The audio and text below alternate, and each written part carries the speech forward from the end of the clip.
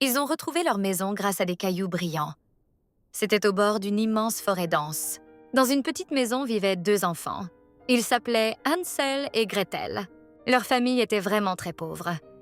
Mais les deux enfants restaient toujours soudés. Ils s'aimaient plus que tout. Un soir, la nourriture vint à manquer. Les parents prirent une décision terrible. Ils décidèrent d'emmener les enfants loin. Hansel entendit la discussion en cachette. Il sortit et remplit ses poches discrètement. Il ramassa des petits cailloux blancs. La lune rendait les cailloux lumineux. Le lendemain, la famille partit au petit matin. Hansel laissait tomber un caillou après 10 pas. Il criait rarement pour attirer l'attention. Gretel suivait, inquiète et silencieuse. Elle serra la main de Hansel fort. Hansel dit calmement à sa sœur « Ne t'en fais pas ». Il montra le chemin de cailloux brillants. Les pierres luisaient comme des petites étoiles. Ils suivirent la piste jusqu'à la maison. Ils revinrent avant même que la lune baisse. Les parents furent surpris et soulagés. Mais bientôt, la faim revint frapper fort. La famille dut repartir encore une fois. Cette fois, Hansel ne trouva pas de cailloux. Il n'eut qu'un petit morceau de pain. Il émietta le pain sur le sentier. Les miettes serviraient de piste, pensa-t-il. Mais les oiseaux mangèrent toutes les petites miettes. Quand la nuit tomba, les enfants étaient perdus. Ils marchèrent longtemps, main dans la main. Finalement, ils virent une maisonnette étrange. Les murs semblaient faits de pain d'épices. Le toit brillait comme du chocolat fondu. Les fenêtres paraissaient être du sucre transparent. Les deux enfants étaient affamés et curieux. Ils grignotèrent un petit morceau du mur. Puis, ils croquèrent un coin de fenêtre. Une vieille dame apparut soudainement alors. Elle semblait gentille et souriante.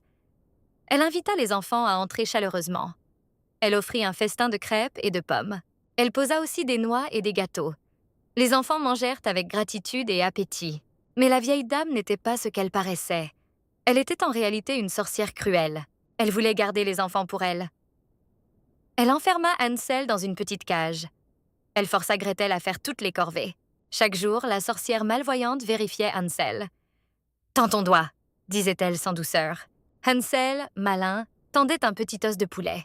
La sorcière touchait l'os et restait perplexe. Elle se disait qu'il restait bien maigre.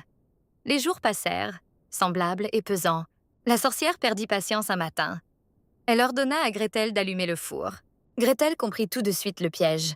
Elle fit semblant de ne pas comprendre. « Je ne sais pas comment faire », dit-elle. La sorcière s'approcha pour montrer la porte. C'était la chance que Gretel attendait. D'un mouvement rapide, elle poussa la sorcière. La vieille sorcière tomba et heurta le four. Gretel referma la porte du four aussitôt.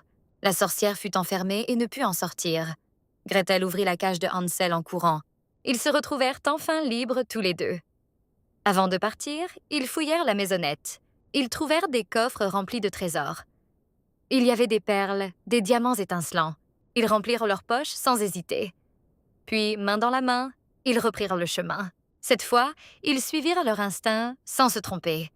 Ils retrouvèrent la route qui menait à la maison. Les parents les virent revenir et pleurèrent de joie. Ils n'eurent plus jamais faim après ça.